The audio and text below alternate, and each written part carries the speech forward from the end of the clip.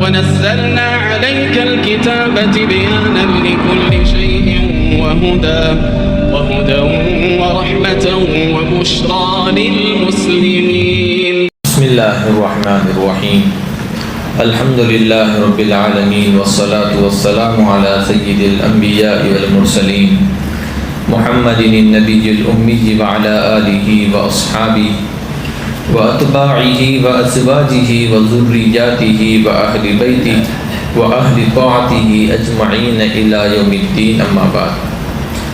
أعوذ بالله من الشيطان الرجيم. بسم الله الرحمن الرحيم. يوم تبيض وجوه وتسود وجوه فأما الذين اسودت وجوههم أكفرتم بعد إيمانكم فذوقوا العذاب بما كنتم تكفرون. وأما الذين ابيضت وجوههم ففي رحمة الله هم فيها خالدون. تلك آيات الله نتلوها عليك بالحق وما الله يريد ظلما للعالمين. ولله ما في السماوات وما في الأرض وإلى الله ترجع الأمور.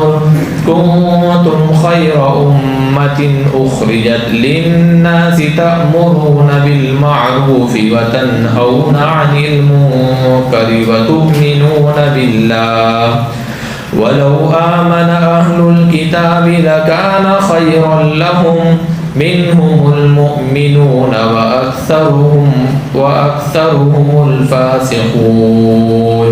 صدق الله العظيم. گزشتہ مستقل آیتوں میں اللہ تبارک و تعالی ایمان والوں کو منظم ہونے، متحد ہونے اور آپسی دعوت و تبلیغ، دعوت دین، دعوت اسلام اور دعوت اعمال کی طرف بلانے کی تلقین کر رہے تھے. اب اللہ تبارک و تعالیٰ قرآن کے ذریعے جو ہمیں بتلا رہے ہیں، ایک بات یاد رکھیں، یہ جو قرآن کی تفسیر چل رہی ہے، یہ یہاں پر بیٹھنا بہت بڑی عبادت ہے. یہ بات یاد رکھو، آدمی اسی کی بات سنتا ہے جس سے اس کو لگاؤ ہوتا ہے، اور آدمی اسی سے بولتا ہے جس سے اس کو لگاؤ ہوتا ہے. میرا اور آپ کا اللہ سے لگاؤ ہے یا نہیں، اس بات پر ڈپینڈ کرتا ہے کہ ہمیں قرآنی احکامات، قرآنی باتیں، قرآن کی تفسیر، تشریح سننا دل چاہ رہا ہے یا نہیں. کیونکہ قرآن تو اللہ کا کیا ہے؟ کلام ہے. کلام کا مطلب باتیں، اللہ کی باتیں ہیں، یہ جو 1400 سال پہلے اللہ نے آقا صلی اللہ علیہ وسلم پر اتارے ہیں. اور کس کے لیے؟ ساری انسانیت کے لیے اتارے ہیں. اب ہمیں اگر اللہ سے محبت ہوگی تو ہم اس کلام کو سنیں گے، سمجھیں گے اور اس پر عمل کریں گے. ہماری زندگیاں بھی جاری ہیں، لیکن ہمیں قرآن کے ایک آیت کا ترجمہ نہیں معلوم کہ میرے رب نے مجھے اس آیت میں کیا کہا ہے، مجھے نہیں معلوم. تو میری محبت کہاں سے ثابت ہو گئی بتاؤ؟ ارے بولو نا بھائی، ثابت ہوگی. ایک دنیاوی عشق و مناظرے ہوتے ہیں محبت کے، تو آپس میں ایک دوسرے کے لیے جان دی جاتی ہے محبت میں. تو اللہ سے محبت کا تقاضا تو یہ ہے کہ آخری درجے میں ہم اللہ کے کلام کو سنیں، سمجھیں. لہذا یہاں بیٹھنا اللہ سے محبت کی علامت ہے. تو اللہ تبارک و تعالیٰ کلام کے ذریعے ہمیں یہی سمجھا رہے ہیں کہ تم کس طرح سے کامیاب اور کامرا ہو سکتے ہو. تم اگر چاہتے ہو کہ دنیا اور آخرت میں تم کامیاب ہو تو تمہیں دنیا میں یہ کرنا چاہیے تاکہ آخرت میں تم کو یہ ملے. صاف صاف بات ہے. کوئی آدمی اگر سکسیسفل ہو تو دوسرے لوگ اس کے پاس جاتے ہیں اور کہتے ہیں کہ بھائی آپ اس طرح سے کیسے کامیاب ہو گئے، تو وہ آپ کو بتائے گا آپ کو ایسا کرنا پڑے گا، ایسا کرنا پڑے گا. تو وہ بتلا رہا ہے کیوں؟ تاکہ آپ کامیاب ہو. اللہ تعالیٰ نے اپنے پیارے حبیب کے ذریعے ہمیں کیوں بتایا؟ اللہ نے کہا کہ اگر تم دیکھنا چاہتے ہو کیسے کامیاب ہونا ہے تو نبی کو دیکھو. اور نبی اکرم صلی اللہ علیہ وسلم کے ذریعے اللہ نے فرمایا آمنو آمینو کما آمن الناس. اگر تم دیکھنا چاہتے ہو، تم پریکٹیکل کے طور پر، تمہارے لیے آئیڈیل کے طور پر، نمونے کے طور پر، اگزامپل کے طور پر، اگر تمہیں ایک ایمان والا، کامل ایمان والا، جس سے اللہ راضی ہوا ہے، جو جنت میں جا سکتا ہے، دیکھنا چاہتے ہو تو صحابہ کو دیکھو۔ ہمارے لیے ہر طرح سے اللہ تبارک و تعالیٰ نے سمجھایا، ہمیں قرآن اتار کر سمجھایا، نبی پورے قرآن کی تفسیر نبی اکرم صلی اللہ علیہ وسلم کی سیرت اور اخلاق اور عادات میں ہے، پورے قرآن کی تفسیر۔ آقا صلی اللہ علیہ وسلم کی سیرت کو پڑھے، اور ایک جگہ قرآن میں کیا فرمایا، تم ایمان لے کر آ رہے ہو تو تمہیں ایمان کیسے لانا چاہیے، صحابہ جیسے ایمان لے کر آؤ، یہ بھی بتایا۔ لقد کان لکم فی رسول اللہ اسوۃ حسنہ، پورے تربوز بیچنے ہیں تو ایک تربوز کو کاٹ کر کے سب کے سامنے کیوں رکھا جاتا ہے، بولو بھائی، نمونہ ہے، یعنی کسٹمر کو سمجھ میں آ جائے کہ یہ لال ہے، اس کا مطلب یہ بندے کے پاس پورے کے پورے تربوز ایسے ہیں، چلو لے لو، ایک دے دو، بولتے نہیں بولتے، کیوں؟ ایگزامپل، بڑے بڑے پتلے لگاتے ہیں کپڑے پہنا کر کے، تاکہ تم کو یہ لگے کہ اگر میں بھی کپڑے پہنوں گا تو ایسا دکھوں گا۔ یہ انسان کی فطرت کے مطابق قرآن ہوتا ہے۔ اب اس نے قرآن تو نہیں پڑھا ہوگا، اس غیر شخص نے جس نے نمونہ اور آئیڈیل کے طور پر اپنی چیز کو شوکیس میں رکھا ہے، لوگوں کو دکھلانے کے لیے، کسٹمرز کو دکھلانے کے لیے، اس کو تو قرآن کا مطلب نہیں معلوم، لیکن اس کی فطرت میں یہ چیز ہے، اس کو معلوم ہے کہ یہ انسان ہے، اس کو اگر چیز خریدنا ہو تو اس کو کیسی دکھتی ہے وہ بتلانا پڑتا ہے۔ تو اللہ تبارک و تعالیٰ نے انسان کی فطرت کے مطابق قرآن اسی لیے اتارا ہے کہ انسان کو، اللہ جانتے ہیں کہ انسان پریکٹیکل مانگتا ہے، تو اللہ تعالیٰ نے اپنے پیارے حبیب کو اور آپ کی پوری جماعت کو پریکٹیکل اور نمونہ بنا کر کے پیش کیا، اور فرمایا بِأَيِّهِمْ اقتدیتم اهتدیتم، میرے صحابہ میں سے جس کی بھی اقتدا کرو گے، جس کے بھی طرز اور ڈھنگ کو اپناؤ گے، تم کامیاب ہو جاؤ گے، کیونکہ وہ صحابہ شاگردان کون ہیں، رسول تھے۔ صحابہ کون تھے؟ رسول اللہ صلی اللہ علیہ وسلم کے شاگرد تھے، اور وہ کامیاب ہوئے یا نہیں ہوئے، ان کا امتحان لینے والا اللہ رب العزت کی خود ذات تھی۔ اولئک الذین، یہی وہ لوگ ہیں، امتحان اللہ قلوبہم، کہ جن کے دلوں کا اللہ نے تقوی کا امتحان لیا، اور سب کے سب کامیاب ہو گئے۔ اولئک هم المتقون، سب کے سب متقی تھے۔ اولئک هم المفلحون، سب کے سب کامیاب تھے۔ اولئک هم المؤمنون، سب کے سب ایمان کے اعلیٰ درجے پر فائز تھے۔ وہی تو ہمارے لیے نمونہ ہے، جب کھانے میں، پہننے میں، اوڑھنے میں، چلنے میں، چلانے میں، ہر چیز کے لیے ہم ایک ماڈل اور ایک ایگزامپل لیتے ہیں، تو ایمان کے لیے ایگزامپل کیوں نہیں؟ اللہ کے راضی کرنے کے لیے ایگزامپل کیوں نہیں ڈھونڈتے ہم؟ اور اس کو پانے کے لیے ہمیں قرآن کو سمجھنا پڑے گا۔ یہی اسی وجہ سے آپ کے علاقے میں پچھلے 10-11 مہینے سے مسلسل قرآن کی تفسیر پیش کی جا رہی ہے، اور الحمدللہ 3 پارے قرآن کی تفسیر مکمل ہو گئے۔ ایک 220 دن میں کتنے پارے مکمل ہو گئے؟ 220 دن سے تفسیر چالو ہے، 3 پاروں کے قرآن تفسیر مکمل ہو چکی ہے، 4 پارے کی تفسیر چل رہی ہے۔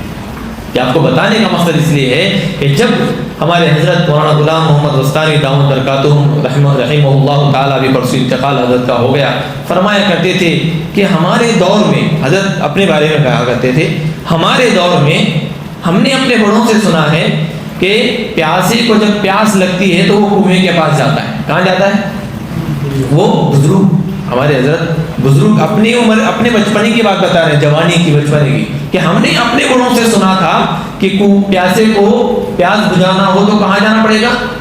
کنویں کے پاس جانا پڑے گا۔ لیکن میرے بچوں، حضرت کہا کرتے، لیکن میرے بچوں یاد رکھو اب دور الٹا ہو گیا ہے، آپ کنویں کو پیاسوں کے پاس جانا پڑے گا کہ لو پانی پیو۔ اس لیے ہم لوگ آپ کے پاس آئے ہوئے ہیں قرآن کی تفسیر لے کر کے۔ آپ کا کام ہے کہ اگر آپ کو یہاں تک پہنچنے کے بعد بھی اگر آپ قرآن کی تفسیر نہیں سنتے، نہیں سمجھتے، تو قیامت کے دن اللہ کے سامنے کیا جواب دے ہوں گے ہم بتاؤ۔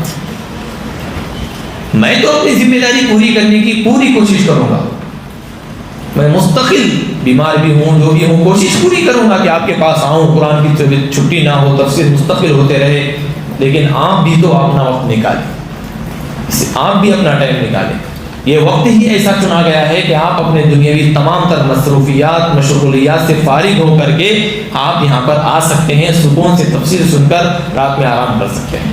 کوئی جھنجھٹ کسی کو اس وقت میں تو نہیں ہوتی، عشاء کے بعد ہوتی ہے کیا میں بتاؤں؟ سب فری ہوتے ہیں اور ذہن بھی فری ہوتا ہے۔ روزانہ قرآن کی تفسیر سامنے آئے گی، سنیں گے، انشاءاللہ ہم سب کو فائدہ ہوگا۔ بولنے والا بھی عمل کے لیے محتاج ہے اور سننے والے بھی سب محتاج ہیں، سب آئیں گے انشاءاللہ۔ آیت مبارکہ میں اللہ تعالیٰ نے گزشتہ یہ بتلایا وَتَوَاصَوْا بِالْحَقِّ وَتَوَاصَوْا بِالصَّبْرِ، دین میں کامل اسی وقت ہو سکتے ہیں جب ہم اپنے بارے میں سوچنے کے ساتھ ساتھ اپنے ایمان والے بھائی کے بارے میں سوچیں۔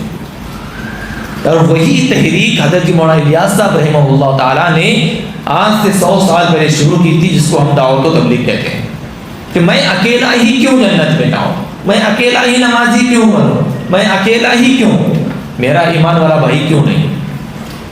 یہی وجہ ہے کہ اس امت کو تمام تر امتوں میں سب سے زیادہ خصوصیت اسی بات کو لے کر ہے۔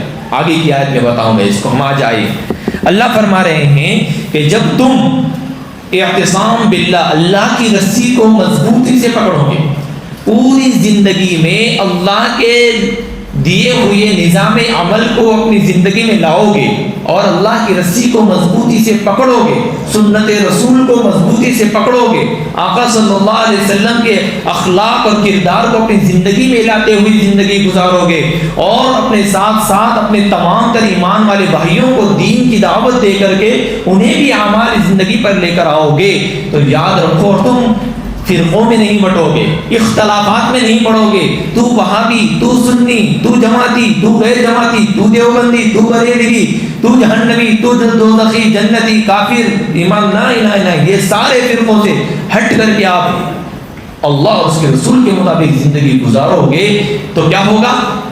اللہ تبارک و تعالیٰ کے یہاں 2 طرح کے لوگ حاضر ہوں گے قیامت کے دن۔ تو اللہ تعالیٰ قیامت کے دن کے منظر کو پیش کریں گے، جب آدمی اس طرح کی زندگی گزار کے جاتا ہے ان کا کیا حشر ہوگا، اور اس کے بالمقابل نگیٹو چیز لے کر کے، یعنی وہی نفرتیں، فرقہ پرستی اور زندگی کے اندر بے دینی اور جھوٹ اور اعمال سو ہمارے زندگی میں ہوں گے تو ان کا کیا حشر ہوگا۔ اللہ نے اس آیت سے فرمایا یوم تبیض وجوہ وتسود وجوہ، اور جس دن چہرے سفید ہوں گے، کچھ لوگوں کے چہرے سفید ہوں گے، اور وتسود وجوہ، اور کچھ لوگوں کے چہرے کالے سیاہ ہوں گے۔ 2 گروہوں کا تذکرہ اللہ تعالیٰ فرما رہے ہیں۔ قیامت کے دن اللہ تبارک و تعالیٰ کے سامنے ہماری زندگیوں کے اعمال کا حساب کتاب ہوگا، اور حساب کتاب کی ترتیب اللہ تبارک و تعالیٰ آگے ذکر کریں گے انشاءاللہ وہاں پر، لیکن وہاں پر ہم انسان کی فطرت کے مطابق ذرا میں آپ کو بتاتا چلوں، اگر انسان غصے میں ہو تو اس کے چہرے سے جھلکتا ہے غصہ، جھلکتے ہی نہیں، ہم دیکھتے ہیں کیا بات ہے بہت غصے میں نظر آ رہا ہے، چہرے کو ہی سے جھلکنے لگتا ہے غصہ اس کا۔ اور اگر خوش ہے تو ماشاءاللہ اللہ تعالیٰ اسی خوش رکھے، کیا بات ہے بہت خوش نظر آ رہے ہیں، ارے بھائی نظر آتا نہیں آتا، تو اللہ تبارک و تعالیٰ وہی ذکر کر رہے ہیں کہ کچھ چہرے کیا ہوں گے، سفید، بالکل سفید نورانی چہرے ہوں گے، اور کچھ لوگ بالکل کالے سیاہ چہرے والے ہوں گے، یعنی ذلت جن کے چہروں سے نظر آ رہی ہو۔ 2 طرح کے لوگ ہوں گے، فَأَمَّا الَّذِينَ اسْوَدَّتْ وُجُوهُهُمْ، بہرحال جن لوگوں کے چہرے کیا ہیں، بالکل کالے اور بھدے سیاہ ہیں، ذلت سے پر ہیں، اس سے کہا جائے گا ایسے لوگوں سے اکفرتم بعد ایمانکم فذوقوا العذاب بما کنتم تکفرون، کیا تم اپنے ایمان لانے کے بعد واپس مرتد ہو گئے تھے تو چکھو اللہ کا عذاب، چکھو اللہ کی طرف سے کیا ہے یہ سزا، چکھو اپنی سزا اپنے کفر کی وجہ سے۔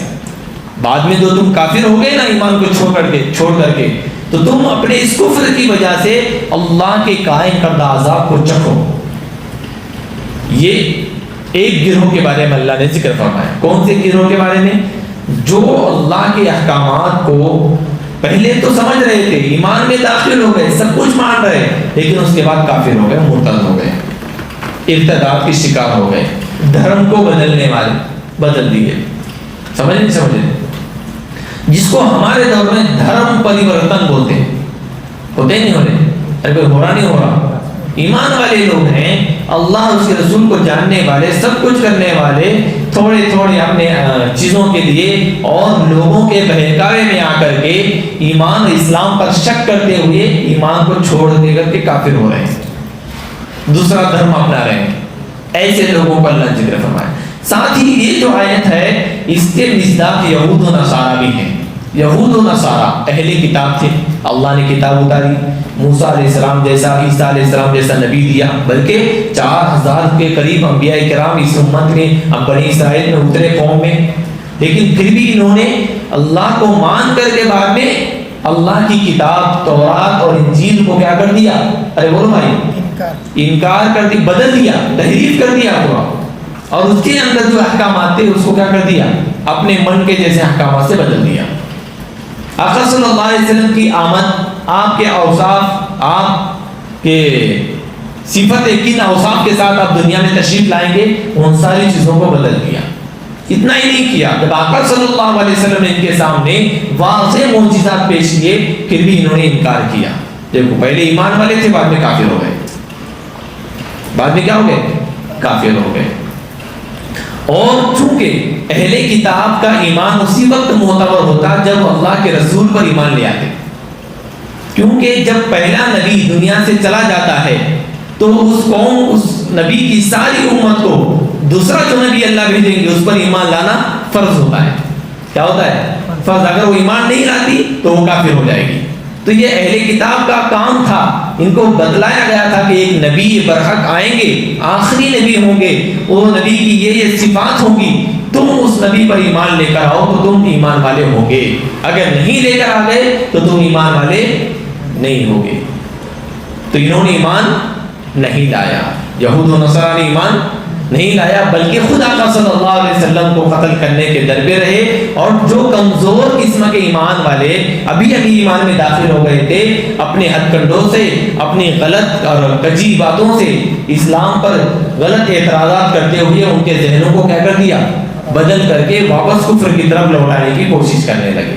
تو اس لیے اللہ نے فرمایا کہ جن لوگوں کے، جو لوگ ایسے کریں گے کام، ان کے چہرے قیامت کے دن کیا ہوں گے؟ کالے ہوں گے، بالکل سیاہ ہوں گے، ذلت آموز، ذلت سے پورے ان کے چہرے ہوں گے، اور ایسے لوگوں کو کہا جائے گا کہ تم اپنے ایمان لانے کے بعد واپس کافر ہو گئے ہو اس کفر کی وجہ سے۔ اللہ تبارک و تعالیٰ نہیں چاہتے کسی کو سزا دینا، آگے میں آیت میں بتاؤں گا۔ تم جو یہ عذاب چکھ رہے ہو، تمہیں جو یہ سزا دی جا رہی ہے، تم کو جو یہ عذاب دیا جا رہا ہے، تمہارے کفر کی وجہ سے دیا جا رہا ہے۔ اللہ کو تم سے کوئی دشمنی نہیں تھی، تم کو جو سزا دی جا رہی ہے وہ صرف اور صرف تمہارے ایمان لانے کے بعد واپس کافر ہونے کی وجہ سے دی جا رہی ہے، اللہ کے انکار کرنے کی وجہ سے دی جا رہی ہے جو تم نے کیا۔ اس کے بعد فرمایا دوسرا جو گروہ ہے، وَأَمَّا الَّذِينَ ابْيَضَّتْ وُجُوهُهُمْ فَفِي رَحْمَةِ اللَّهِ هُمْ فِيهَا خَالِدُونَ، اور میرے ہاتھ جن لوگوں کے چہرے بالکل سفید ہیں تو وہ اللہ کی رحمت میں ہوں گے، رحمت اللہ کی رحمت میں ہوں گے، یعنی جنت میں ہوں گے، ہم فیہا خالدون، اور وہ لوگ جنت میں ہمیشہ ہمیشہ رہیں گے۔ پہلے والوں کو جو سزا دی گئی وہ جہنم میں جاؤ، کہاں پہ؟ جہنم تمہارا ٹھکانہ، جنت میں نہیں۔ اور ایمان والے جہنم سے نہیں بلکہ جنت میں جائیں گے اور ہمیشہ ہمیشہ رہیں گے۔ ان کی جو نعمتوں کا جو انبار ان کے لیے اللہ لگائے گا، اور ان کو جو جنت میں جو اللہ تبارک و تعالیٰ ثواب دیں گے وہ دائمی ہوگا، ان سے چھینا نہیں جائے گا، وہ کسی موقت ٹائم کے لیے نہیں، بالکل فکس وقت کے لیے نہیں لایا جا رہا ہے، ہمیشہ ہمیشہ کے لیے، ہمیشہ ہمیشہ کے لیے۔ اس آیت کی تفسیر میں دو باتیں غور سے سنیں۔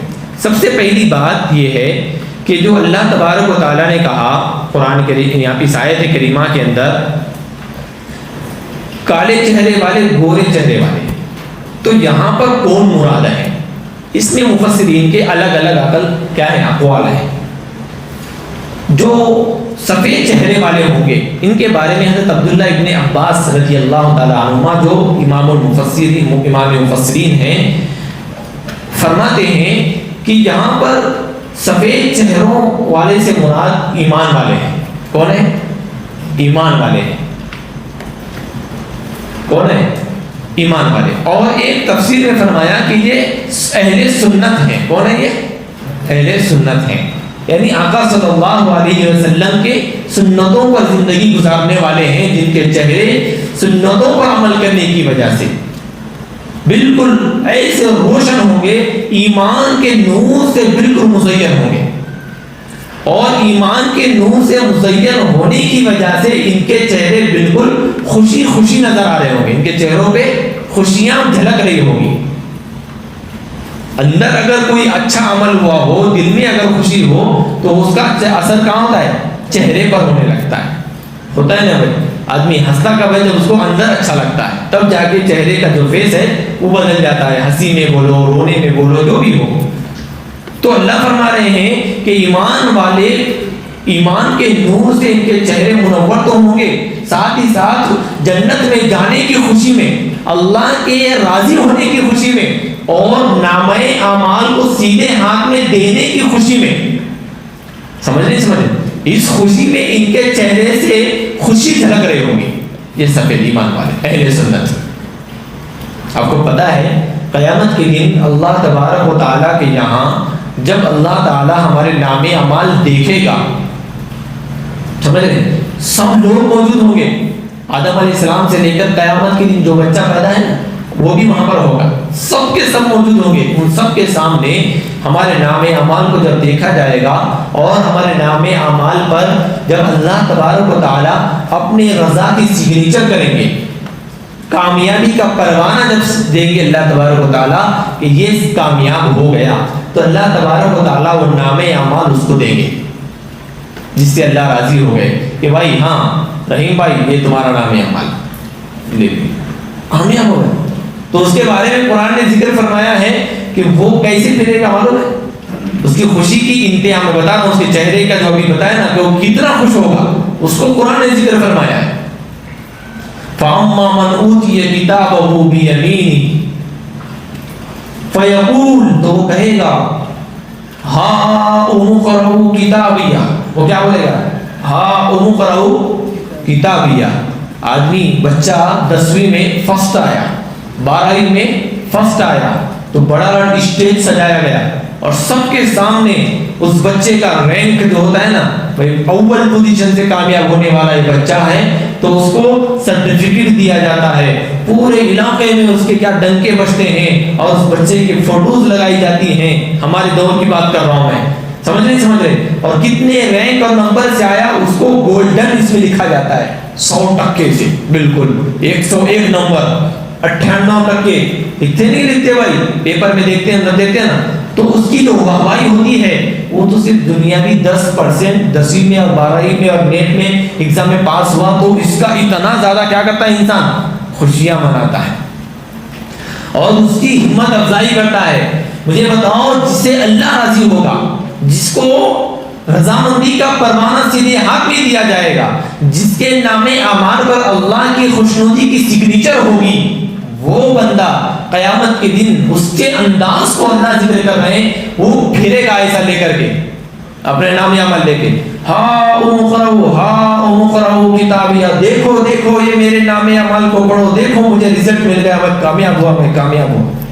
اللہ کہہ رہا ہے، وہ دکھاتے پھرے گا سب کو، یہ دیکھو میں کامیاب ہو گیا.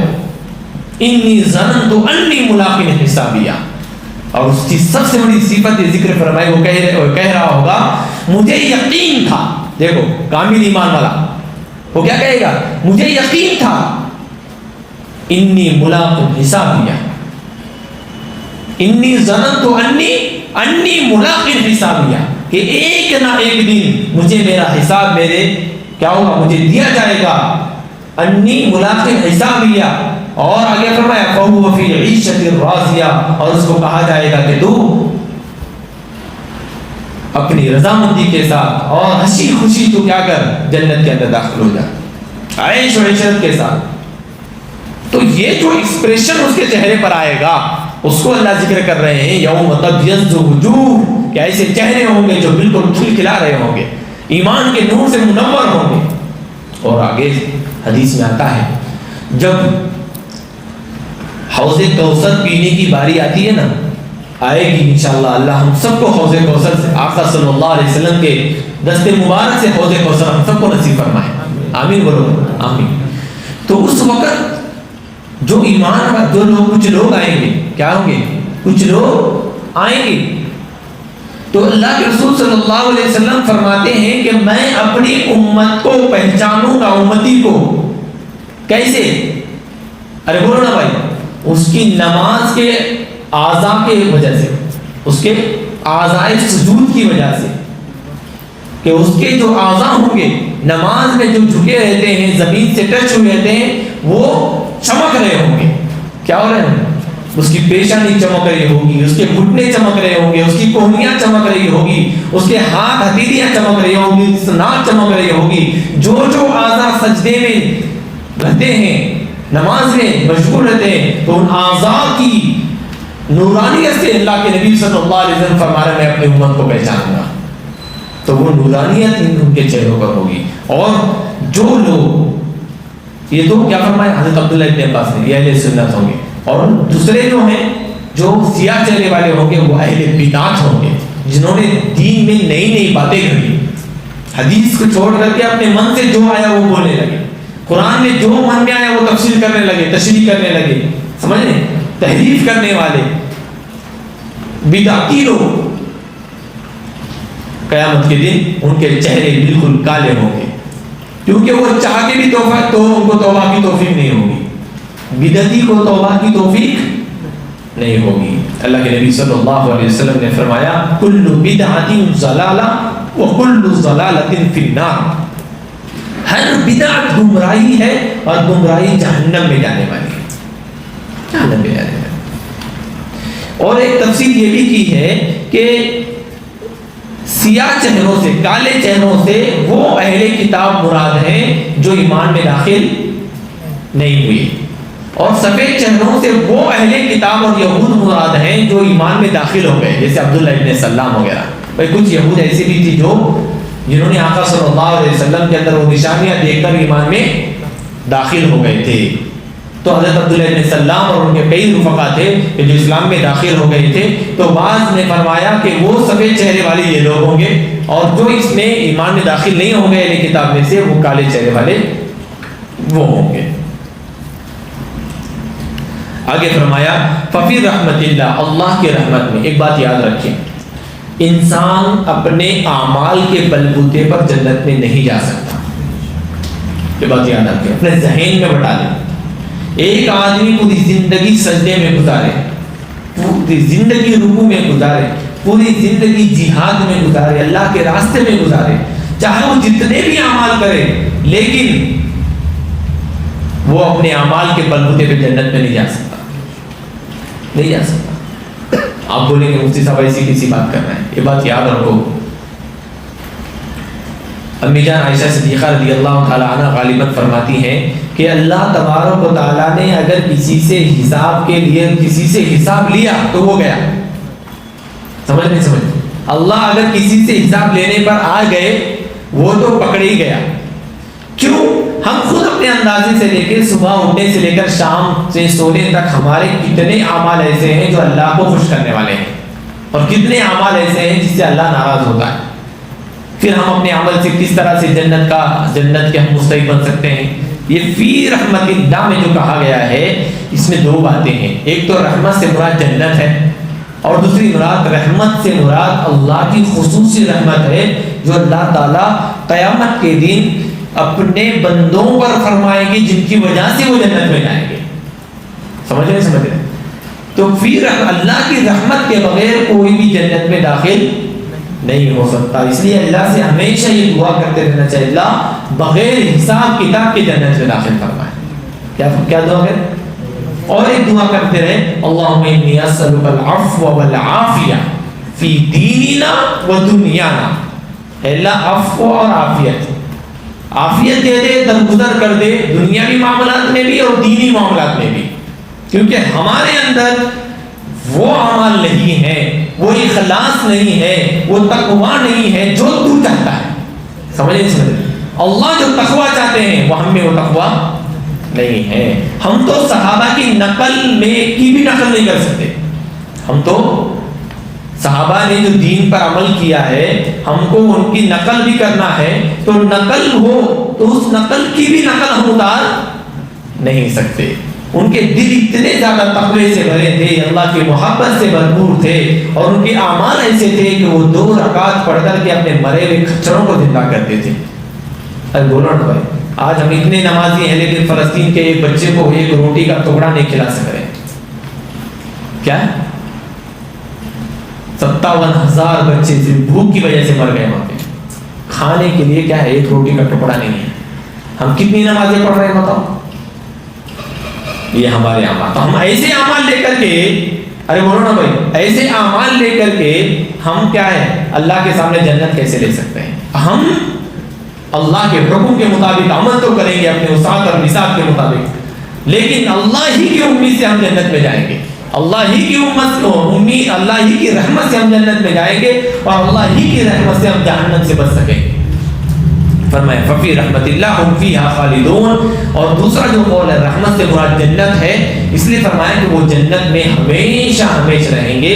یہ جو فرمایا رحمت اللہ، اللہ کی رحمت ایک بار ہو گئی تو وہ واپس نہیں دی جاتی، اس لیے فرمایا کہ جنت میں ایک بار اگر کوئی گیا تو واپس نہیں آئے گا۔ ہاں، جہنم میں جو جانے والے کمزور ایمان والے ہوں گے وہ واپس جہنم سے نکل کر کے جنت میں ضرور جائیں گے اپنے اعمال بد کی سزا بھگتنے کے بعد، لیکن کافر جو ہوں گے، جنہوں نے اللہ کا انکار کیا، جو ایمان لانے کے بعد مرتد ہو گئے، دھرم پریورتن کر کے دوسرے مذہب میں اپنے آپ کو لے کر گئے، ایسے لوگ ہمیشہ ہمیشہ کے لیے جہنم میں ہوں گے، ان کے لیے وہاں سے کوئی راستہ واپسی کا نہیں ہوگا۔ تلک آیات اللہ نتلوها علیک بالحق وما اللہ یرید ظلما للعالمین۔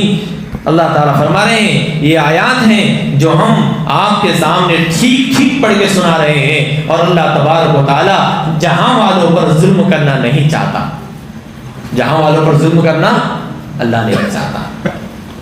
اس آیت میں اللہ فرما رہے ہیں، دیکھو یہ جو آیتیں پڑھ کے سنائیں ابھی آپ کے سامنے آ گئی نا ہوئی، 2 قسم کے لوگ آپ نے سنے، ان کا کیا حشر ہوگا، کیوں ہوگا، اور یہ سزا جو اللہ دے رہے ہیں کیوں دے رہے ہیں، اس کو اللہ ذکر فرما رہے ہیں کہ ہم نے ٹھیک ٹھیک آیتیں تمہارے سامنے پڑھ کر سنائی، علامتیں، معجزات، ساری چیزیں آپ کے سامنے ہم نے بیٹھ کے پڑھ کے سنایا۔ کیوں؟ کیونکہ اللہ تبارک و تعالیٰ ظالم نہیں ہے۔ یہ جو کافروں کو سزا دی جا رہی ہے یہ اللہ تعالیٰ خوشی سے نہیں دے رہے، بلکہ ان کے اعمال بد کی سزا یہ بھگت رہے ہیں۔ سمجھ نہیں سمجھے؟ ہمارے گناہوں کی سزا ہم بھگتیں گے قیامت کے دن، اللہ ہماری حفاظت فرمائے۔ انسان اپنے گناہ کی سزا بھگتے گا، اللہ تبارک و تعالیٰ ظلم نہیں کریں گے اس پر، اس کو جو بھی سزا دی جائے گی اس نے جو دنیا میں گناہ کیے ہیں اس کی بدلے میں سزا دی جائے گی۔ اور اللہ تعالیٰ جسے چاہتا ہے اپنے رحمت سے ڈھانپ لیتے ہیں، جسے چاہتے ہیں اللہ تعالیٰ اپنی رضا کا پروانہ دیتے ہیں، جسے چاہتے ہیں اللہ تعالیٰ بغیر حساب کتاب کے جنت میں داخل کرتے ہیں، اور جس کا چاہتے ہیں اللہ تعالیٰ نام اعمال سے کیا کرتے ہیں، سارے گناہوں کو صاف ستھرا کر کے بالکل صاف بالکل مٹا دیتے ہیں، جس کو ہم مغفرت کہتے ہیں، جس کو ہم کیا کہتے ہیں، مغفرت، چھپا دینا۔ وَلِلَّهِ مَا فِي السَّمَاوَاتِ وَمَا فِي الْأَرْضِ، اور اللہ ہی کا ہے جو کچھ آسمانوں میں ہے اور جو زمین میں ہے۔ وَإِلَى اللَّهِ تُرْجَعُ الْأُمُورُ، اور سارے کے سارے احکام، سارے کے سارے امور اللہ ہی کی طرف لوٹا دیے جائیں گے۔ یہاں پر کوئی نہیں، جو کچھ بھی ہے سب اللہ کی طرف کیا ہو جائے گا، لوٹا دیے جائیں گے، جتنے بھی احکام ہیں، جتنے بھی اعمال ہیں۔ اس کے بعد اللہ نے فرمایا ایک بہترین امت کے بارے میں، اب وہ خیر امت کیوں ہے، اس امت کی فضیلت کیا ہے، اس امت کی دوسری امتوں کے مقابلے میں کیا کیا خصوصیتیں ہیں، اور اس امت میں ایسی کیا خاص بات ہے کہ جس کو اللہ نے اس امت کو خاص مخاطب کیا ہے۔ اللہ نے خاص اس امت کو کیوں مخاطب کیا، کیوں بات کی، اس کے لیے انشاءاللہ کل کا انتظار کرے، انشاءاللہ آئندہ کل اس بارے میں بات کریں گے۔ اللہ تعالیٰ کی سنی باتوں کا توفیق عطا فرمائے۔ وآخر دعوانا الحمدللہ رب العالمین۔ بسم اللہ الرحمن الرحیم، اللہم صلی علی محمد وعلی آل محمد کما صلیت علی ابراہیم وعلی آل ابراہیم انک حمید مجید۔ اللہم بارک علی محمد وعلی آل محمد کما بارکت علی ابراہیم وعلی آل ابراہیم انک حمید مجید۔ ربنا ظلمنا انفسنا وان لم تغفر لنا وترحمنا لنکونن من الخاسرین۔ اللہم انک عفو کریم تحب العفو فاعف عنا یا کریم۔